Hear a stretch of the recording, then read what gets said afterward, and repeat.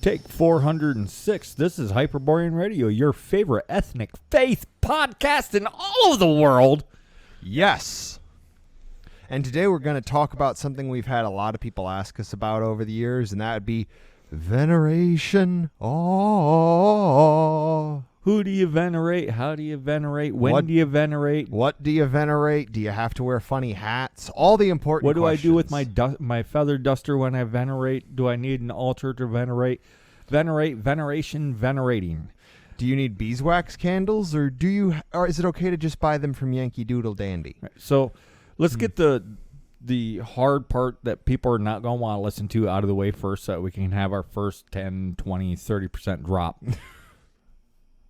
Everybody knows currently that's returning to ethnic faith. Everybody's heard, it's explained, and then everybody has a general consensus that most of us are damaged. We're injured, we're hurt, we're poisoned, we have been taught untruths, etc., etc. We're scarred. Yes. In general, most of us are not ready to venerate our gods actively. No, because we end up turning them into Yahweh. You can see this especially right now with Odin venerators, and some of the individuals in like the Celtic and Slavic spheres usually latch onto a god and basically use them as a Yahweh replacement. Right, they pray to them, they set up the altars, they do all this stuff as if they're still in this other religion or like the other religions do.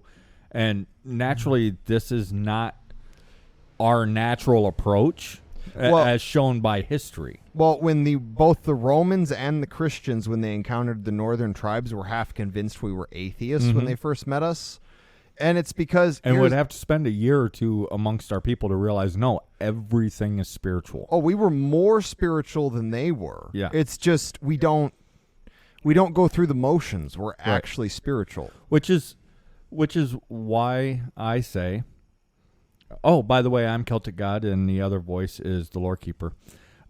For the new listeners, hi, welcome. If you hung in there past that initial drop point, because all our analytics say that people tune in, we say something offensive, guaranteed at least 10% are gone. Oh yes, it's the angry 14-year-old screaming at the computer. Oh yeah, it's usually within the first 30 seconds to a minute and a half. Just rage quit. Yeah, just fuck these guys. Anyways, but it's active veneration that we're talking about, because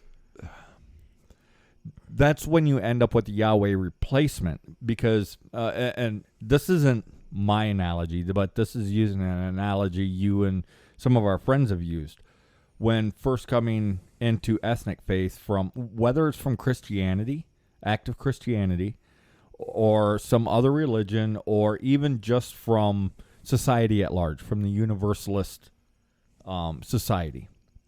Everything that's been taught, there is a Yahweh-size hole, or a Yahweh-shape hole, and it is very tempting to try and fill that with a Yahweh-shaped deity or a Yahweh-shaped behavior pattern. Yes, and here's the thing is, most people when they get into paganism, they don't tend to get past the first beginning stages, because I actually went through this phase myself. I've admitted it before.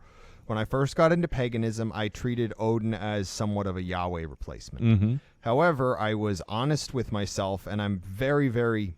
this is why I got the name the Lore Keeper. I didn't give it to myself. I'm a bit of a... Right, you was dubbed and you fought against it, but we stuck I'm it a to real-world you lore whore, basically. Yes. But when you start looking into Odin, that doesn't add up.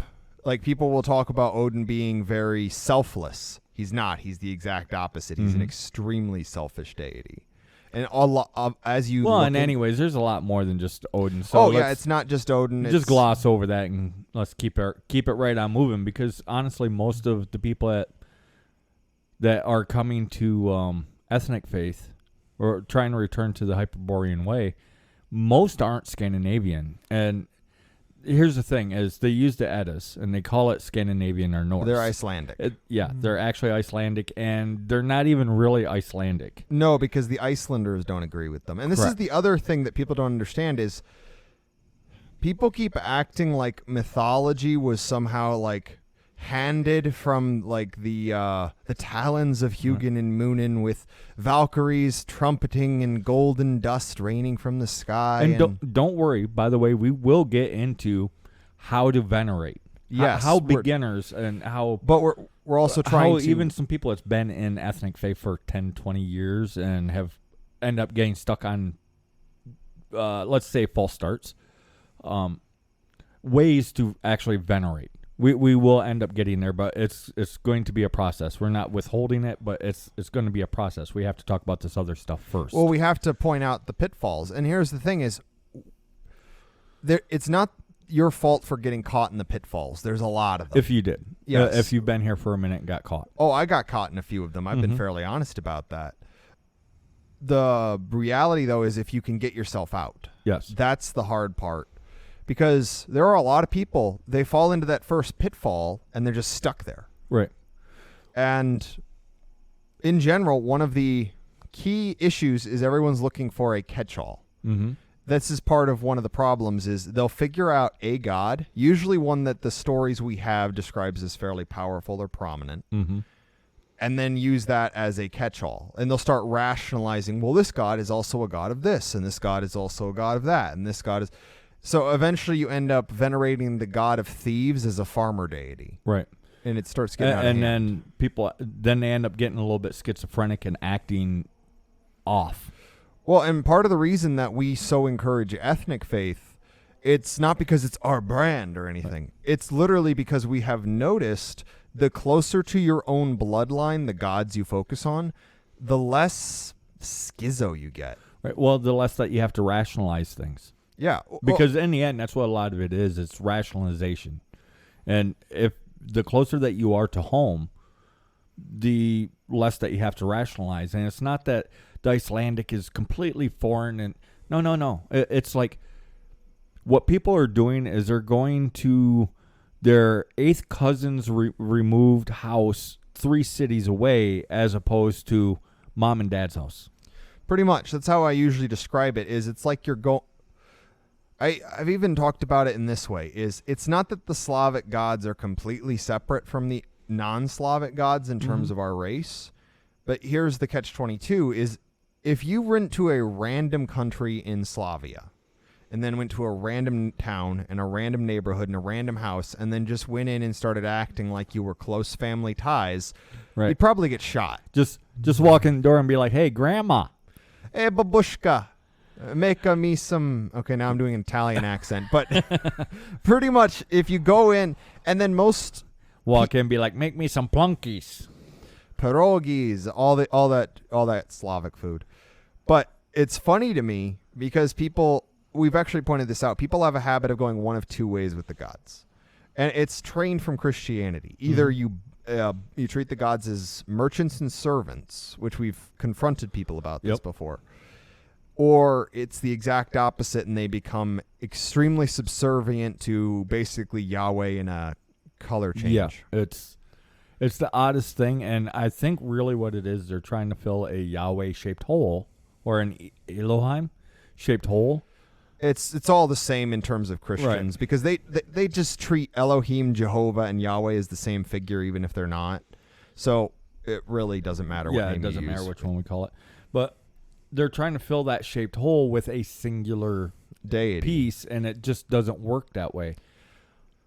Well, and the reality is the hole shouldn't be there. You have to either fill it in or basically you either have to let the wound heal or you have to open it up again so you don't have such an obvious shaped hole. Right. And really that's the way I would describe it, is it's a Yahweh-shaped wound that you need to allow to heal. Or cut away the rot. Or cut away the rot, if there is rot. But that needs to heal before you can actually move on and get stronger, before you can start the physical rehab. Yes, the physical, the mental, the spiritual rehab, all the things. And another thing that people don't understand is, are the gods in a different realm separate from us? Yes. Are they also not? Also yes. Right. Well, and some people will claim that the gods have been sleeping for centuries. No, they haven't been sleeping. Nobody's been listening. Well, There's a big difference. Well, we've pointed out examples like Thor literally fought with saints. I mean, the Christians, of course, rewrote it that he lost, but whatever. The Marauders Anybody are that's children of heard the that Morgans. voice, get up. Or Tyr has been there with you. or the people that got desperate enough and they knew the dope god, as that Right. one guy we met said. There's gods like Hark would throw things at the throw stones at churches to try and keep them out of. What year was that? 18. Oh yeah, something? Puck. I forget, but the Spanish Armada that was crossing the British Straits. Puck is credited with stopping that. Yeah, with sinking that armada. Yeah, I mean the whole Armada didn't sink, but it was Right. enough to It turn was the enough tide. that the tide was definitely turned. Well, our gods have remained in the folklore. It's actually fairly recently that they've fallen out, and it's kind of funny because basically our old gods were venerated and acknowledged more or less right up until the neo-pagan movement. Mm-hmm. There were sections that still venerated Hala. There were sections that still venerated Freya, Gryla, Thor, Makosh, Hearn. You know, it wasn't everybody, but the veneration was still Well, there. especially in the countryside. And here's the thing, new gods popped up. Like, for instance, in America, we have Paul Bunyan. And that sounds ridiculous until you know his stories, and he's got everything from, like, dwarves giving him the axe to spawning from a tree. The earth itself. Oh, yeah, it's pretty interesting. He fits the role of a god really freaking well.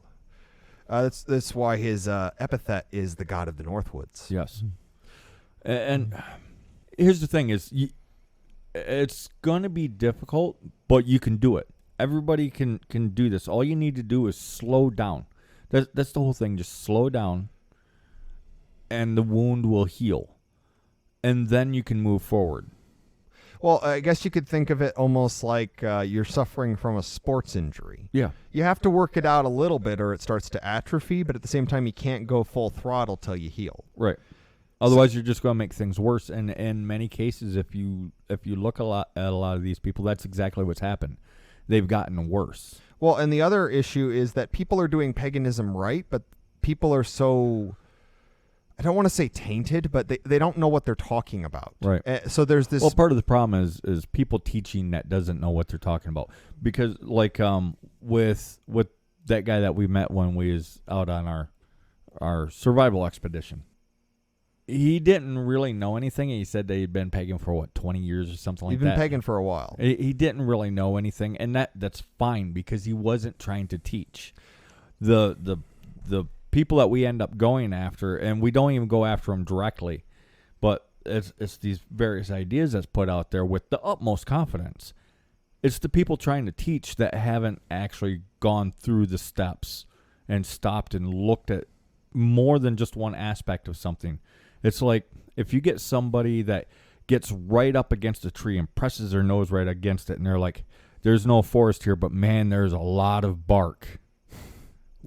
Well, it's What? a good They example. can't even see the tree because they're so close to it, let alone the forest that they're standing in. Yes. And here's another thing is the guy we actually talked to, because we've actually mentioned him twice now, but it's because he's actually a good example because he's not trying to teach. He's trying to be genuine. He's a bit. He's trying to lead by example because he was in a rough way and he cleaned himself up. He's got a family. He doesn't hide his past from his kids. He tries to use himself as a teaching tool. Oh, yeah, Don't do like this. If you're going to make a mistake, do something completely different. Pretty much. But he thought of the runes as like the casting runes thing that a lot of people do. And we pointed out there's nothing wrong with doing it. It's a fun thing. It's fun. We've come up with weirder things before. But it's not ancient. The esoteric meanings for the runes is like less than 200 years old, and it can actually be traced down to certain authors, and they admit it. Yeah. That's the thing. If these people was to read these books and these authors that they're quoting, they would know that almost all of these people, they're monotheistic. Oh, like, yeah. like Guido, for instance. Oh, yeah. He was monotheistic. He openly admitted it. Oh, Guido von List openly admitted not It's only like that he was right a in the intro, monotheistic. isn't it? Yeah, not only did he admit he was monotheistic, that he was basing a lot of this off of Hinduism, but that he got a lot of it out of his dreams. Yes. And the thing is I'm not against UPG eventually becoming part of paganism, but taking the whole chunk of a guy whose whole thing was just being a UPG proclaimer, that's a revealed religion. That's not paganism. That's not, oh, we had this one interesting guy that said some stuff. It's just a replacement for Christianity, which is also a revealed religion. Yes, and that's part of the difference is most universalistic religions are revealed religions. Ethnic faiths are natural observance. It's based off from observance because that's what a natural religion. Yeah, that's what a natural religion is it's based off from observance. The other religions are based off, they're revealed religions, which are based off from dreams. Yes. Now, who wants to live their life based off from their dementia-riddled grandmother's dreams? Well, and a lot of people start, once they go pagan, they start looking into their dreams a lot. And here's the thing, that's not invalid, but you got to kind of be careful because it can just be a dream. It can't. Because I have weird dreams. I've told you about some of my dreams. Oh, yeah. And they're very, very vivid. Like as vivid, if sometimes more so than real life. But do I live by my dreams? Oh, no. In fact, you actively always preface them with, I might just be crazy. I might just be crazy. I'm going to take this dream, I'm going to put it on a shelf, and I'm going to play with it every now and then and see what happens. But I'm not going to orient everything around this dream because it might just be a dream. Well, it's like I had a dream that involved the hunter. I had a dream. Yes, but here's the reality is, I have no freaking idea I barely have any idea what was going on in the dream. I barely have any clue as to why that dream happened. And then on top of all that, I am not a hunter. I'm not a wilderness person. There are many, many questions, no answers, and it could just still be that I had a fever dream. Could just be a dream. It could have been a vision. But to base, okay, it's different even if you base your own approach off from that dream versus you teaching other people to base their approach off from your dream. That's where things get really dicey with us. Like I don't care if, I don't know, pick a random god came to you in your dream and told you to eat cheese every other Thursday, and then you eat cheese every other Thursday and no other day. I don't care if you do that, but don't go out telling everyone else. The gods doth say in the first commandment of Bob, yes, that thou shalt eat cheese every other Thursday. Right. Only every other Thursday, or thou shalt go to hell. And this is why most people are not ready for active veneration. Meaning, you can talk to the gods, but there's a difference between just talking to them, like when you're making dinner or something, or you're whatever, because that is prayer. When you're thinking to yourself but not to yourself, that is prayer, and it's fine to do that. But there's a difference between that and, oh, please, Thor, send me some rain of gold because it's dry and I'm cold and I could really use some money. And by the way, I will kick 3 puppies in your name if... Yeah, we don't do Vespers and we don't barter with our gods. Or we don't barter. What's that other thing? The rosary, the repeat? No, we. Oh, I've seen people that make those. And here's the thing. I'm torn because on the one hand, I don't actually have a problem with rosaries in concept. They are European. They're explicitly Christian, but it's like we actually met somebody.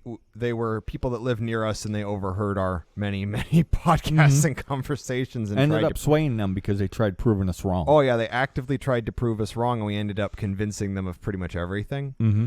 She still wore a crucifix. Yep. Because it was from her grandmother, and it is a symbol that was stolen from a pagan group in Europe in the first place, but it is a Christian symbol now, much like the Hakenkreuz. Right. But it's ancestor veneration. You don't have to throw out, I don't know, a stained glass window of the Virgin Mary that's been transferred house to house in your family for 600 years just because it depicts the Virgin Mary. Right. But it becomes ancestor veneration, maintaining your heirlooms, not veneration of the Virgin Mary. And Right. nine times out of 10, the Virgin Mary is just a thinly veiled goddess anyway. Right. But then there's also the problem that I've brought up before, that people have a habit of, when they realize that a lot of these figures are very thinly veiled gods, they either just start venerating the gods just like the saints or just like the Christian God, or they start translating, okay, well, if the Virgin Mary is in this area, I don't know, frig. Therefore, every Virgin Mary in this general 1/3 of Europe is frig. So that's a bit off topic, but it's another one of those things where when you start digging into stuff, you can end up into the fallacy of the easy answer. Right. And not every answer is infinitely complex either, because you end up going into esotericism that way. And we are people of extremes, so you even watch for it in yourself. We are creatures of extremes. Either we will go far too simplistic every time, or we will go far too complex every time.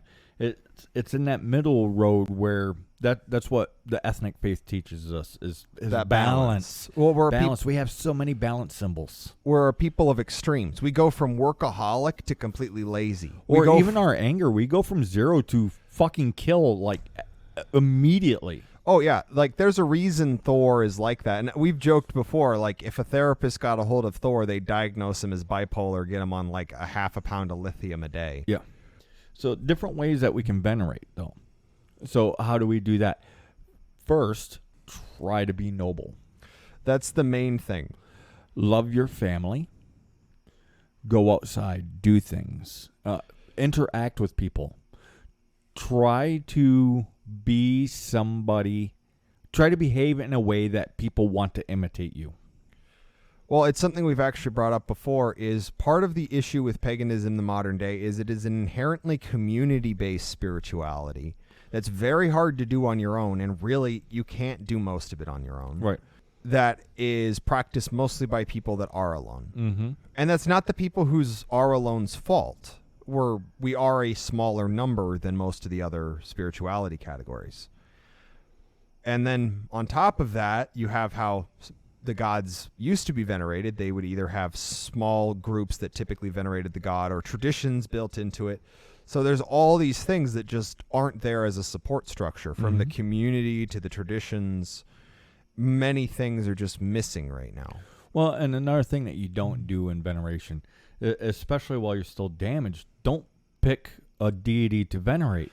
Because here's the thing is, if you live nobly and you do the things that you do to a heroic level, to the best that you can do, the gods will come to you. The appropriate gods will come to you, because not everybody is doing these things to this level. Well, it's something I've brought up before, is there are the small gods, which is a terrible name, but I basically use it as like the gods that you're probably going to meet, meet, quote unquote, on the hill, in the hearth, in the fields, in the grain storage. There's all these, and I only call them that because they're not usually named. They're usually in a category. So like Leshy, Tomte, brownies, nymphs, things of that nature. Well, and I notice that when people do pick a god, it's one of two things. Either they go super popular or they go for the most powerful. Well, I'm here to tell you, by the lore, if you want to go with the absolute most powerful, probably Puck. Oh, yeah, and then that ties into... Just brute force power? Yeah, Puck. Well, because he can actually warp reality without intentionally doing it. Oh, yeah, he does it, just his emotions, if he doesn't have control over himself.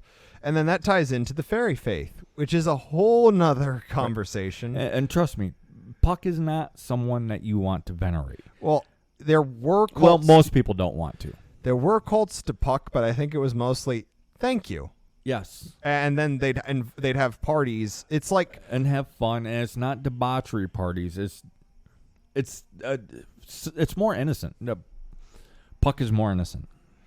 Well, I mean, here's the thing that kind of annoys me is the idea that people go to, and they go to immediately the idea of debauchery and hedonism. Yes. Like we were actually just talking about this with Dionysus. People will be like, well, you get drunk and then you have massive orgies, and that's Dionysus. No, it's not. No, not at all. Dionysus is far more interesting than that. Yes. That's the easy short answer that you get off from Witchy Witch World. Yes. Dionysus okay, all the gods are too complicated to sum up in a small amount, but basically, I mean, we try, and Yeah. man, do we struggle with it. Dionysus, however, is one of my favorite Greek gods, so I'll give him the time of day because he's so misconstrued nowadays. He's not fat. He's not fat. That is a later depiction. He's not old. He's not an old fat man. He's not old fat man. He's not frat boy. Right. Correct. He is his older depictions depict him with horns, big bushy beard, wild traveling god of madness. He hangs out in the wild with Pan, with a bunch of spirits and Giant, people. muscly guy, sometimes with a lot of hair, sometimes not. Well, I mean, I think not a lot of hair is mostly artist limitations because we've gone over this before. The reason you don't tend to depict a lot of body hair on Roman statues is that's a lot of work to carve. Right. I mean, some of his older statues, they make like this weird kind of pelt on them, which is probably the easiest way in stone to do a lot of body hair. Yes. Is to make it look like a pelt. I wouldn't be surprised if that's where getting draped in the leopard skin came from. But his whole thing is, well, not his whole thing, but a good chunk of his whole thing, aside from the downing of mead and wine, which is supposed to just remove your inhibitions, is getting back to nature. That's actually a lot of what Dionysus is. And that doesn't mean debauchery. It means primal. Very big difference. Right, that whole debauchery thing, that's the Christian influence describing paganism and or the modern view, which is still Christian-based. Well, and even atheists have a Christian view. Well, and here's the thing nobody wants to admit, but it's true, is towards the end when these pagan religions were civilized, and this is not just the Greek and Roman, this happened in the North too. Yeah. Especially with the Norse. The gods were manipulated for political reasons. So like Dionysus's later youthful depictions as kind of the frat boy party animal, that was a direct result of the elites co-opting his religious group. Right. Well, and there was some people that did some good research a long time ago, and they would actively complain that they had to take this broad, rich swath of cultural tales and cut it down to 12 deities to be taken seriously, that they had to actually imitate the Greek and Roman pantheons to be taken seriously in their own fields. Oh, yeah, that happened in the Norse. They didn't seem to try to do that with the Celtic, but they did do it in the Finnish. Well, it's because nobody took the... okay, it's a combination of two things. One, or a few things. Either nobody took it, most people didn't take it serious. The ones that did was like, oh, well, it's not really that big of a deal. The other ones that tried to do that got so much pushback from the people because most of these universities were in England and France and in that part of the world, even in Scotland. And the locals would give so much pushback and be like, you don't know what you're talking about. So they're trying to contain this thing in their own backyard. Which is why it didn't work. Well, they try to simplify the stories down into a Bible. Well, the British Eddas is a wonderful example. Oh yeah, someone literally wrote insane fan fiction combining King Arthur, the Eddas, and the Bible. It was insane. And he even admits it right in the beginning. Oh yeah, these people are fairly honest. Yeah, every one of these people that I've had quoted at me when I look them up, every one of them in their books start almost the very first words. I am a monotheist. I believe in the one true God. They almost all start with that. Well, and to get more into not just the pitfalls and all these other things, but the veneration part is living life and living well, living nobly, not living rich, not living loose and carefree, living nobly, being... I talk about heroism all the time, and there goes another 30%. Talk about heroism all the time, and that's what I mean. Is I don't mean running out and pretending to be Batman or the Punisher or running into a burning building. I mean being the best person that you can be, being that person that people look up to in your everyday life. That is the hero. It's one of the things that I always try to bring up is our hero cults are actually some of our most popular. That's why a lot of deity traditions actually ended up being transferred over to the hero cults, whether this was the pagan heroes, so like King Arthur, Robin Hood, and the like, or the Christian quote-unquote heroes known as saints to the common people. Well, and what's some what is some passive veneration? When you tell or listen to or watch a story about Robin Hood or King Arthur, or you go to a Paul Bunyan Day celebration. Or take your kid to see Santa Claus. Take your day to see Santa Claus. This is passive veneration, and it is fucking amazing and it is low stress. You don't have to worry about, am I doing it right? Am I doing it wrong? Am I supposed to be doing this at all? You don't have to worry about it. Well, it's something It's perfect for healing. Well, it's something that you're already doing anyways or want to do anyways. Well, that's one thing that we cover all the time is a lot of these pagan traditions have more meaning because we don't think of them as some sort of sacred act, like painting, like leaving cookies out for Santa Claus, putting up the Christmas tree, going trick-or-treating. All of these things that, if you asked me, I could probably give you a reason for where most of these things come from, especially in America, where I'm well-versed on a lot of our holiday customs and where they come from. However, I try to keep some of this close to the vest because I know that these things lose power if your intention goes from innocent to purposeful. It's weird because there are some things that get more powerful with purpose and some things that are more powerful with innocence. And it's interesting. Most of the holiday customs seem to be more powerful with innocence. Doing it just because you want to and it makes you and your community and your family feel good, as opposed to, I put up this tree as a model of the tree of life. You can think of it as opening a door for somebody. If somebody that just opens up the door and holds it for you versus the person that opens up the door and is like, look at what a good person I am, ain't I just swell? Come on through. Would you mind hurrying up as I stand here and hold it? Did you notice I am holding the door for you? That's kind of what you're talking about, is when you do it with an intention versus just doing it. And that's kind of the point is, if you look around, you can actually see our people doing passive veneration all the time. I mean, and we actually enjoy it. Like something as silly from the outside as Groundhog Day.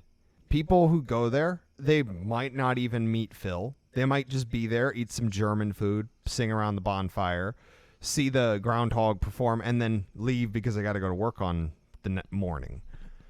But they're having fun. They're having fun with the community. And yes, the prophetic groundhog is pagan. I know, shocker. Yeah. Go figure. Who would have thunk that? Yes, I mean, I know he's in the Bible in the book of the Pennsylvania Dutch, but anyway. Right. It's a whole thing, but intention matters, and the best intention is the one that you don't think about. That is actually the greatest sacrifice. Is the best veneration that you can do is the stuff that you do without even thinking about it. You do it because you enjoy doing it, because it's just the right thing to do, and it's fun. Well, that is the way to heal and venerate, and you don't have to think of a specific deity, dedicate anything to a specific deity, especially while you're still healing.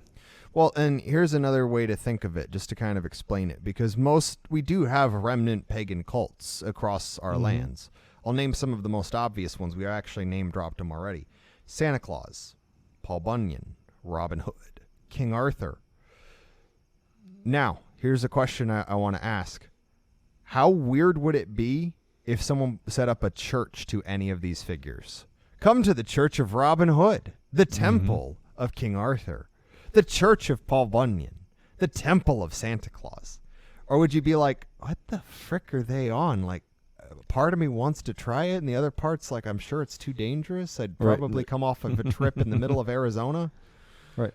Well, and the thing is we're not as broken as we think. There is a wound there, but we're not broken. Well, which is exactly what you have to take time to figure out before going into all the other aspects of it. You have to heal enough to realize, oh, I had a boo-boo, but I'm not actually broken. So we're not broken. You're already trying to do the things the right way. Don't do the extra steps because you aren't ready for it yet. And odds are, by the time you're actually healed, you'll be like, oh, I don't need to do the extra steps because I was already doing them without even thinking about it. Yes, and on the topic of those 4 examples we were doing, there are idols, statues to Robin Hood, Paul Bunyan, King Arthur, Santa Claus. Yeah, that King Arthur one is badass. The one that we consistently share. Oh, and they do Robin Hood. They do Morris dances around Robin Hood. Mm-hmm. And then you have King Arthur. There used to be Paul Bunyan ones all over the place. Oh, there used to be Paul Bunyan statues all over the place, and they always show the pictures of the worst ones. Always. There used to be a lot of really good ones, especially up north, like you pointed out to me, where one of them got removed. Yeah. But they used to be all over the place. You can find some of the black and white photos, and some of them are really, really good, but it takes some digging to get to them. Well, and there's a Paul Bunyan camp up north as well, which is like a living museum. The lumberers, the lumberjacks, they venerate Paul Bunyan up north as well, but they don't do it by, oh, great Paul Bunyan. No, they do it by perfecting the logging skills and not just cutting trees down, because that's what a lot of urban people are going to think. Well, it's just felling trees. No. It's about preserving the forest so it'll be there tomorrow. Yes, well, Paul Bunyan is a forest god. Yes. He's a wood-cutting forest god, but he did clear parts of it, but that's it. Parts. Well, and some of them are just like tongue-in-cheek. Like, he's the reason the Dakotas don't really have trees. The Dakotas always didn't really have trees. Right. They're giant plains. It's like saying the savannah was cut because of the cheetah god. And that might be a thing. I don't know. I don't know enough African myth. Or who was it that made the Grand Canyon? Yeah. Oh, Paul Bunyan or Pecos Bill, depending on who you ask. Let me see. And then you got the Thousand Lakes in Minnesota. Oh, yeah, that's another one. A lot of these are tongue-in-cheek. Like, most people don't actually think, like, Paul Bunyan's booze wagon pulled by Brimstone Bill got a leak, and that's where the Mississippi River came from. But it's a fun story. And that's part of why I'm using these examples is because, especially in America, everyone's aware of those four figures. Two of them are British, but King Arthur and Robin Hood are really popular over here, too.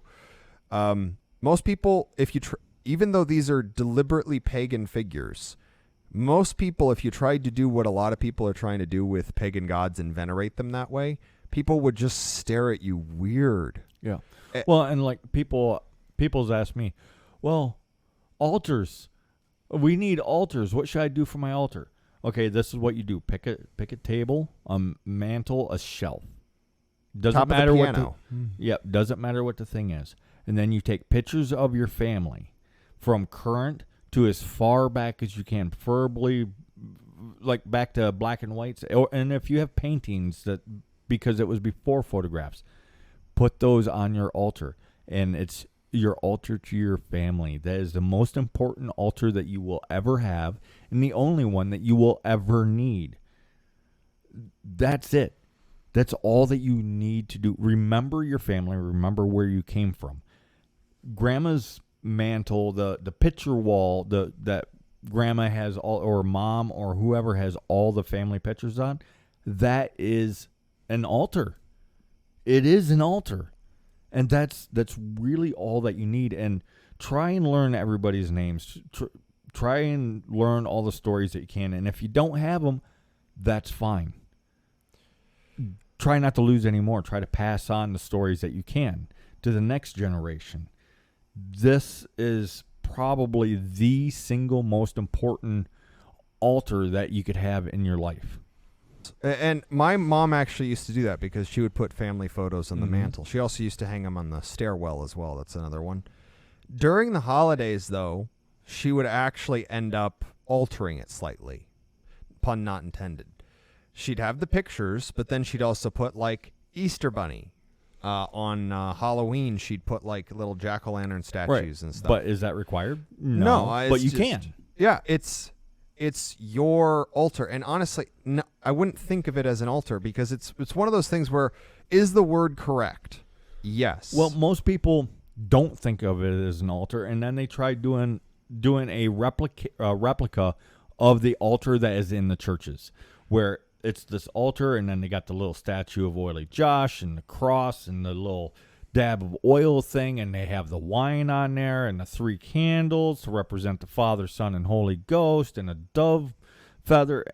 No, we don't do that. Well, and actually, there's nothing historically to show that we ever did that. No. And here's the thing is, like, There's actually scenes in movies with ancestral altars that are pretty famous. I can't name any movies, but everyone's seen this, I think. Painting of a great ancestor. Maybe it was your brother, maybe it was your father, maybe it was your great-grandfather, whatever. Talking to the painting as if it's a person. Yes. Or going to the grave of your ancestors and talking to them. It was something that we did right up until recently, and in some places you get fined for it and or put in jail for it. But we would go to the grave, to the grave site, not just talk to the grave, stand there quietly beside and talk to the grave. But no, we used to actually go and take a damn nap on grandma. Oh, some people would sleep, especially on Halloween. Yeah, that's what I said. Take a nap and take lunch out there and have dinner with them, or lunch or whatever, and talk to them, take a nap. And one of the folk beliefs is while you're sleeping on the grave, they can talk to you. Well, and that's another thing is just to get into, I'll say it. I've said it once. I'll say it again. We cannot bring temples back right now, and really we shouldn't. We're not ready for it because we'll just treat them like churches. We'll treat them like churches, and really the goal would be to go back to sacred groves. Temples were a compromise. That's why a lot of them were basically walled-in gardens. Is they were trying to protect the grove from city expansion. Yes. It's like Central Park. That's not a sacred grove, but it was, okay, we need a forest. Well, it was intended actually to be that way. Yeah. From the person that pitched it is it was supposed to be a sacred grove for the city, but then it became Central Park, and it has to be protected. It is protected by law. But I always bring this up because it's important. If you say started a quote unquote temple to Asclepius, god of medicine, we still have temples to Asclepius today. They're called hospitals. Hospitals, clinics. I would argue that they're horribly misrepresented, but technically courthouses are... well, hospitals, I wouldn't say are to Asclepius anymore. No, that's my point, is they've been corrupted. It's like courthouses should be temples to Lady Justice. She's in front of a lot of them, but there's no justice in there. Yeah, there is no justice there. There is only law. And then with the hospitals, it's Hermes? Hermes and his kind of... And I would actually argue the same thing. Hermes, a god of merchants. Yes, and I don't want to badmouth Hermes, but he is possibly one of the most prevalent gods in the modern day because everything is trended towards mercantilism, which is his domain. And whether that's justice, whether that's medicine, a lot of it has trended towards Hermes. Well, justice has been straight thrust to the side, and it's turned into law. Law and law can be purchased. Which is actually the domain of Forseti, not Tyr, as many people try to think of that. These temples were actually, they did the work of the god. The reason that the priests of Christianity are doing what they're doing is they are doing the work of their god on earth. It's just their god just wants more sheep. Whereas Asclepius, doctors, healers, or at least that's the intention. Venus might be a brothel. I know people don't like to hear that, but it's true. Yeah, if for veneration, which once you heal a bit, say a choice comes up. You can go along, or you can do the scary thing and stand your ground. You might be, when you stand your ground and face that fear, you might be actively venerating Tyr at that moment versus just going along. It doesn't matter what the thing is. There's some deity that's associated with it, except for just going along, to the best of my knowledge. Well, yeah, because going along is not an action; it's being carried along. And none of our gods are not. There's no god of doing nothing. Yeah. The closest you'll get, and this is a complete joke. Don't take this as a serious god. Nowhere Man. From frickin' Beatles, and that's just a frickin' terrible song. It's catchy, but... And, man, I get really... I hold my breath whenever we tell a joke like that. Because some people take it seriously, and all of a sudden there's going to be like an idol of the Nowhere Man for the doing nothing, and... Yeah. It's... Well, at least we're not doing it on text. People can't... There's no way to tell a joke on text. No. Properly. But another example of active veneration, and they're not even doing it on purpose, is the Santa Claus impersonators, the people that embody the god physically. And this seems like a fairly simple job, but people have taken it to the extreme. There are Santa Claus people that have been arrested because when they asked what a kid wanted for Christmas, the kid was like, I'd like so-and-so to stop hurting me, telling Santa Claus, because the kids are like, Santa Claus can help. Right. The Santa Claus got out of his chair and started completely beating up the person. Everybody likes to talk about the guys, but sometimes it's the mom. Oh, yeah. The people take it very seriously, and then that's a more aggressive stance. There's also instances like there are Santa Clauses that visit hospitals. They've had children die in their arms. Yes. There's responsibility there. To go to another place, gods of hospitality. Anybody really that's worked at a restaurant can understand this. You try to make the people feel welcome. When somebody comes to your home and you offer them a drink, you offer them food, maybe you've cooked for them, the god of hospitality. And every tribe has one. We for a while we was like, well, we're not so sure about Scandinavian, but I believe that I figured out which one it was. I don't know if you want to tell it or not. You think it's Bela? I think you're probably right. I think Othin may have been not the god of hospitality in the sense of giving it, but the god of testing it, because of his whole going around testing whether people are actually virtuous. Genuine or not. Because as much as we point out that Othin is a fairly dangerous, dark god, that is like his one soft spot. And it's not even a soft spot. It's, are you a freaking liar? Are you a liar like him? Because he will lie. He will lie. Oh, Othin's a very talented liar. That's why he's able to spot them out so easily. Right. He has no illusions. And it's not that he doesn't like liars. Oh, no. He likes talented liars. Oh, like he likes hustlers. Like I've actually written this as a statement before for Othin is everybody steals a cookie from the cookie jar. Just some people are smart enough to cultivate talent. And I wrote that as a line that Othin and the ones would that say. cultivate talent are the ones that Othin likes. But yeah, there's all kinds of deities that you might end up venerating without even realizing it. Whether you're putting things together, building something like manufacturing or carpentry or I don't know, you might flip hamburgers. Do it to the best of your ability. There is some god that is associated with it. That there is a heroic act that can be performed with it. I know how silly that sounds, but it is true. Well, I mean, and there's gods that people don't even realize they still venerate. It's very passive. Muses, for instance. Mm-hmm. Muses are not a class of spirit. They're a class of goddess. People venerate the gods of medicine whenever they take the Hippocratic Oath. I mean, they then become hypocritical in their Hippocratic Oath. Right. But that's besides the point. And they've actually changed it so much that it's basically meaningless now. But it's all this passive veneration, and then active veneration is done with genuineness. Yeah. Like someone who goes and does Santa Claus and not gets to get really a reward, into it. not to say how good I am, look at how nice I am, look at how you're not doing it for that reason. It's innocent, I guess. I have no better descriptor of the word. Well, people or of the action. The reason I always go to Santa Claus, and it's not the only example, because like there's people Santa that Claus is the easiest, biggest target. There's people that play Robin Hood and tell his stories. There's people that play Johnny Appleseed and tell his stories, and you can go on and on and on. And it's done because of they like doing it. It's not done to. And you can actually talk to people who do these sorts of things, like people that go and do the Krampus runs. They can actually, some of them will actually admit they can feel like the energy of some being. The Krampus or the Perchta runs, yeah. Yeah, they can actually feel something there with them while they're wearing the costume and doing the run. Same with a lot of different Wilderman Or when customs. they're carving the masks, because I've watched a few interviews with people that still carve the masks traditionally. They're like, I don't actually carve the mask. I start to carve it. But then it just kind of happens, and I just follow along.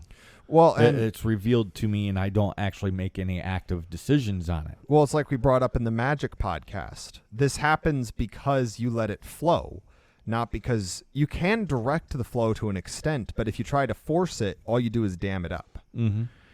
When you have situations like that, you can create beautiful, magical things and actually make the world a more magical, more I don't want to say better because that's so conjectural. In general, when it comes to veneration, most people are trying too hard.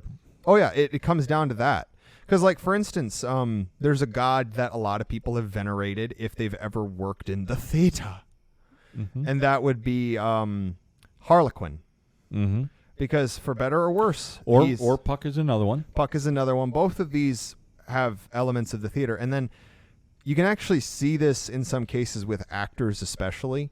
They will, even if unintentionally, embody a god. Like Catherine Hunter, I think is her name, when she played the Weird Sisters.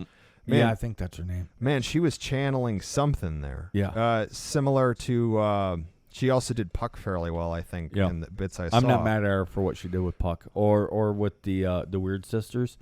I am mad at the movie. Because they cast Denzel Washington as Macbeth, Yes. in the Scottish play. Yes. Knock on wood, because it's supposedly an unlucky title. But then you have figures that aren't necessarily gods, but they're clearly channeling something older, like Doctor Who or the Joker. Yeah, and by the way, Oberon is not King of the Fairies. You can blame Shakespeare for that. Yeah. And here's the thing, is like Othin. We bring up Othin a lot. He'd be doing Othin things. Same with Thor. Same with Puck. Puck would go out and do Puck things. He might make friends with the neighborhood kid and play with cats. It's not just angels singing harps on a cloud is what I was trying to get at. That's the thing about veneration, though, is innocence, intent, purpose.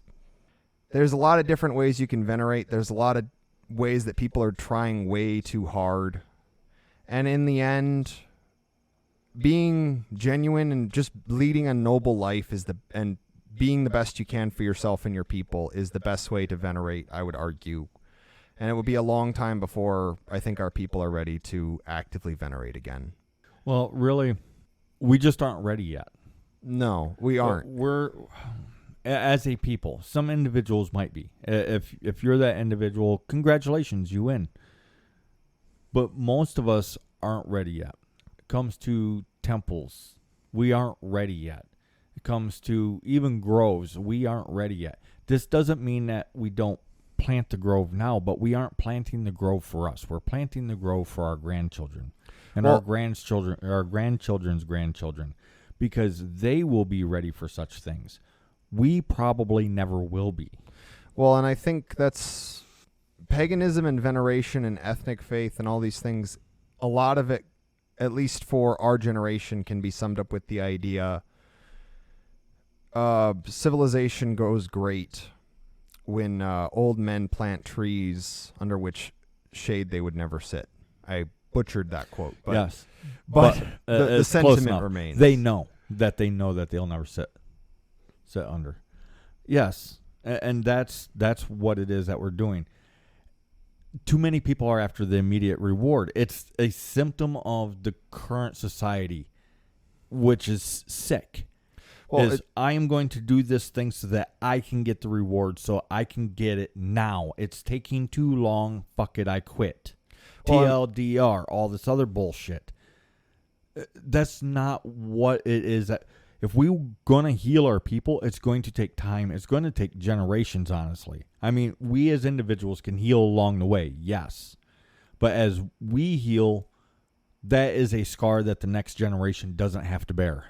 Well, and that's the thing, is we can heal the scars, but it'll take a while. And the thing is, scars are scars. They stay for a while.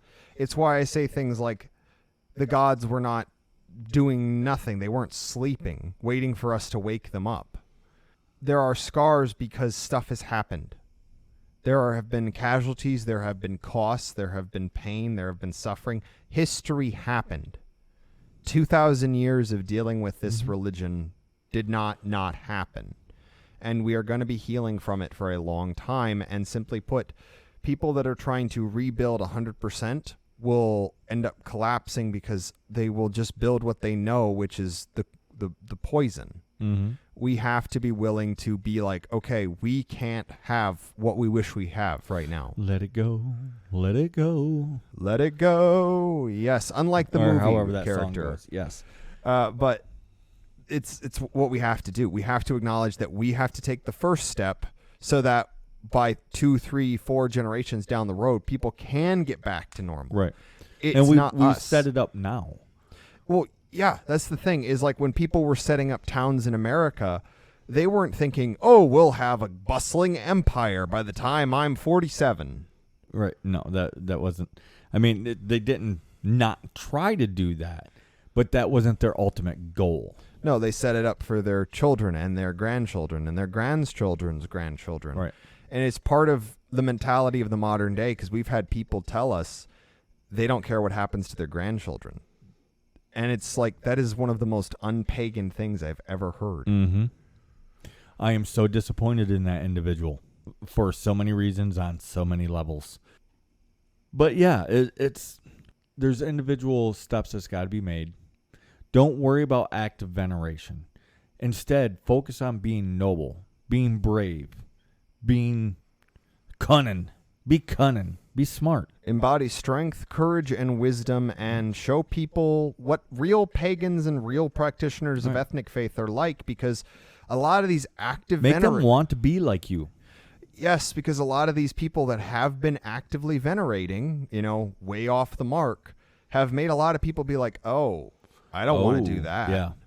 This is partly why when we introduce ourselves as pagans, we usually either have to start with ethnic faith, which usually gets quizzical looks, and if you do it right, you can try to start a conversation on that, or you can just say skull-crushing pagans and skip straight to the finish line. Right, but you have to actually embody a skull-crushing pagan, and then they're like, oh, okay, yeah, I get it now. Yes, because if you speak like this and you have like a 2-inch neck that barely covers your spine and big long fingernails, unless you're a girl, and even then, ladies, just purple fingernails and apple bottom jeans. But if you embody that skull-crushing pagan, they know what you mean, and not talking about the Viking pagan, because that is its own classification, and that's not my name for it. That's actually what everyone calls it. Yeah, that's what non-pagans, non-ethnic faith followers, and they're not Christians either, have called it, is the Viking pagan. And they're like, no, I don't really have any interest in that. I like Vikings, but I don't want to be a Viking pagan. I also don't want to be Wiccan, is what most of these people say. And after talking to me for a while, they're like, skull-crushing pagan, yes. Yes, that's solid. I get it, and if more people was like you, I would do it. Well, and we brought it up before. If everyone that told you that did that, you'd have like 300 people. Yes, because you've seen myself. I am shy, but it doesn't stop me from going forward and talking to people. Oh, especially if someone has disfigurement. Oh, dude, yes. Then you're all sorts of bubbly. Yeah. I do. I get all... Oh, man, that person's horrifically burned. I got to talk to them. I do. I don't know... Scars are awesome. Yes. Well, I mean, I actually remember when we brought this kid up before, Bridger, the kid that defended his baby sister from the dog attack. You were so unhappy when they completely healed most of his scars. Yeah. I mean, you didn't necessarily want him disfigured, but keep the scars. Stop just short of disfigurement, but leave the scars to show the battle. And then they got rid of the scars. Chicks dig scars. Yes. If nothing else, it's a conversation starter. And if you're brought up not feeling sorry for yourself, it is a wonderful thing when somebody comes up and like, oh, it looks like you had half your face ripped off. Why, I did. Listen to this story. It's awesome, and it tells you just how strong and brave I am. Oh, you have actually had half your face. You had half your arm torn off. My arm was... internal amputation, that's what it was called. What was holding it on was the skin and a fragment of bone. Everything else was... Yeah, you have a pretty gnarly scar on your arm as a result. I don't think it's big enough. Well... I mean, it's got a nifty little divot to it. Oh, yeah, your muscles grew back weird. Yes, it's because when the guy was sewing it back together, he got tired, so he just sewed what he could... He just started sewing shit together. He's like, your brain will figure it out. He's like, if nothing else, it'll be a Frankenstein. Yeah. But yeah, scars aren't something to be embarrassed of. As a matter of fact, if you had the scars, if you have one leg, one arm, whatever, be proud of it, man, or woman. Well, we have gods with one arm. We have gods with blindness. We have gods with one eye. We have gods missing an ear. We have gods that are walk with a limp like Hephaestus. Mm-hmm. Yeah. No excuses. No excuses, damn it. And don't be embarrassed and don't be shamed. Don't be shamed for having had a boo-boo. Just don't.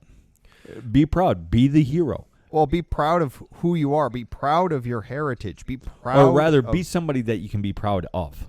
Be someone. Because the left is this whole, be proud of who you are.